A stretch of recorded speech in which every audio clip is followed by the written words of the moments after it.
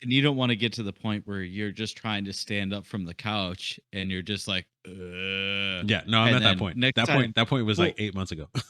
but I'm saying then, like your kid, especially your little one right now, every time she would go to get off the couch, she would just be like, because she sees you do it.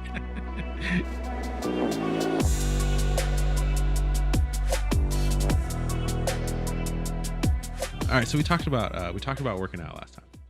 We Hmm. talked about the Hmm. best times of the day to work out. And Hmm. normally I really hate workout articles. Like most mainstream workout articles are just they're that kind of stuff that sounds like common sense but doesn't work. And or it sounds like countercultural ideas about how to work out, and it turns out that those ideas are stupid, and that's why nobody does them.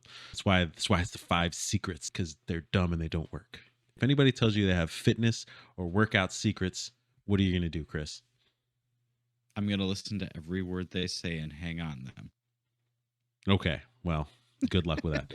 If anybody tells you that they have workout secrets, there are no workout secrets. Sports medicine and fitness are some of the most researched activities in human existence right now because they make so much money. The trainers for the NFL, the NBA, Major League Baseball, the NHL, or any of the soccer leagues worldwide, they already know. And so none of them are secrets. They're all in, if you want to go read academic papers, there's one, the only one I can think of that has come out and with any recency was Tabata workouts, right? Where you do 20 seconds of activity and 10 seconds of rest, 20 seconds of all out activity, sprint for 20 seconds, Yeah. 10 seconds of rest, sprint for 20 seconds, 10 seconds of rest. You do that for 4 minutes, and that is incredibly helpful. I don't think there's been anything since then that has been at all, not even revolutionary, just interesting. Anyway, I came across an article. You open up a new tab in Firefox and it gives you a whole bunch of articles to read. And the first one said, I didn't start weightlifting because I wanted to be strong. And it's a picture of this girl sitting on a weight bench in her on her back patio, right? Like with one of those big, like, what's it called? Rogue Fitness power racks. It follows the story of this woman who spent years and years dieting, because she wanted to get abs, she wanted to be fit, she wanted like this visual indication of the hard work. So she was dieting constantly. She was doing all kinds of cardio, doing Pilates and bar and whatever else. And she had gotten to the point where she was just sick of it, and it was all boring and all kind of nauseating to think about. And so she saw a progress pic, right? Reddit, there's a subreddit for progress pics, right? She saw a woman's 6 months of weightlifting, and so she decided to try it just because it was something different that she hadn't tried before. And she ends up becoming obsessed with it, and because she learns through this that in order to gain muscle, you have to eat at a calorie surplus. You can't eat at a deficit the way you would to lose weight, right? You want to get stronger, you have to build muscle, which means you have to eat more. And so she went from restricting herself to the point where as she describes it, I shunned pasta and cookies and candy until I had to spend all my waking hours thinking about not eating them. So intense were my cravings. And she went from that to having to eat at surplus to build the strength that she wanted. She talks about how it transformed her body, because she started getting a little bit larger and becoming stronger and being more muscular. But it transformed how she felt in her body, how she was able to.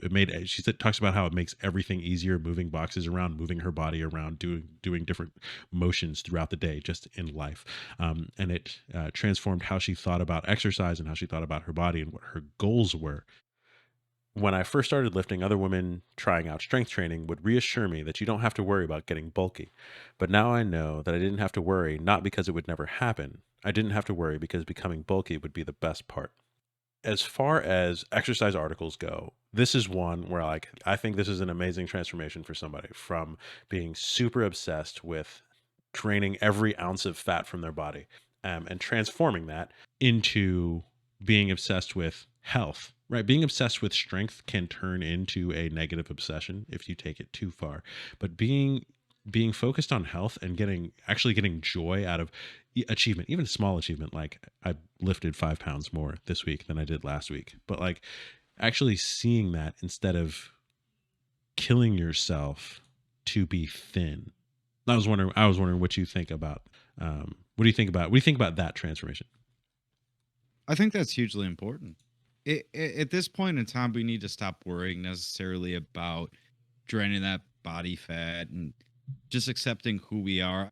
A lot of the things I noticed, she was doing a lot of the right things. And, I've been through this phase myself trying to go through different diets. I've gone through like 800 calorie a day diets, and a lot of these things that people read and these articles you see, they're wildly unsafe, Hmm. and they don't tell you. They're just like, oh yeah, eat 800 calories, you're fine. And it's really just some guy sitting down at the gym who has a Wikipedia page that's telling you to do this. They have no idea what they're talking about. Well, let me But tell you reading through scientifically, I do people, want to interject real quick that sure. the bare minimum that any health expert that I've ever seen says that an adult should eat is 1,200 calories. If you're dieting, 1,200 calories is absolute bare minimum. 1,500 calories is for somebody smaller, somebody 5'6", 5'5", right? 1,500 calories for somebody my size, like under 2,400 calories is like crazy low for somebody my size. So it depends on, but like 800 calories is insane. Like 800 Oh yeah, calories will make you sick. Anyway, go ahead. it it will. And like I said, I've been through it. But you see all these hype articles. You see like, go for this, go for this, go for this, and I think we're getting away from body positive images. And so that's one thing I really loved when I read through this article, to hear a success story of somebody who's gone through these struggles, who's gone through the same pains that a lot of us have gone through. Not even just me, but a lot of people have gone through these same struggles here, and realizing that two plus two, it gets into the concept of lifting heavy weights instead of running for 45 minutes Hmm. is just as beneficial. And again, the other thing to keep in mind too, reading through it, these are all things I personally have been through and I've tried to preach to people to understand. But sometimes hearing it from a different outlet makes a massive difference. It's not necessarily right away. You have to understand that those first few months, you might be building up strength, you might be losing weight, and it might happen in such a rapid pace. You're going to be proud of yourself. Eventually, that's going to stop, Hmm. and it's going to become really, really hard to lose that weight again. It's natural. It's Yeah. okay. Well, and that's when You you have to just have have goals that to like go. I used to subscribe to the progress pics thing on Mhm. Reddit, and a lot of the focus, like probably 90% of it, is about weight loss. That subreddit has, and a couple others have this idea of non-scale goals, right? So goals that have nothing to do with losing or gaining weight.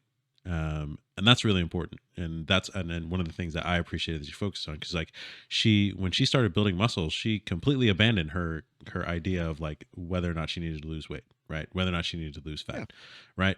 Completely other things. And so, yeah, early on, when you begin, as soon as you start working out, your body's adjusting, you'll lose fat, you'll gain muscle, and it'll happen crazy fast. But that all slows down over time as your body gets more used to it, and your metabolism balances out and all that. So that's when you just got to start focusing on things that aren't scale related, right? Um, and some of that's going to be like, you know, I had to shovel snow, and it took me half as much time as it did last winter because I was stronger, stuff like that. Or maybe it's the weight you lift on a certain movement, but there's other things that are important besides your weight or your waist size or whether or not you can see your abs. Oh, absolutely. And when you're doing all of this, whether it's your first week or your 10th year, doesn't matter what it is, always set small attainable goals. Hmm.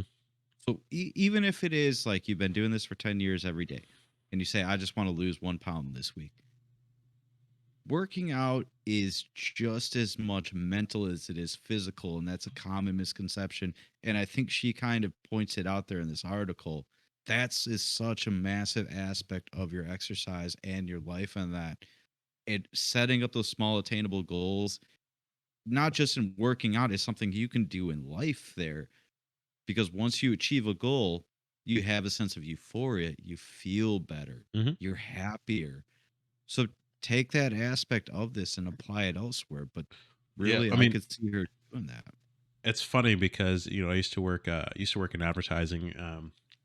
When I was in advertising, this is 10 years ago, we were talking about the gamification of life. I don't know if you remember Foursquare, where you check into places, right? And it give you a little point. And if you check in enough, you could be the mayor.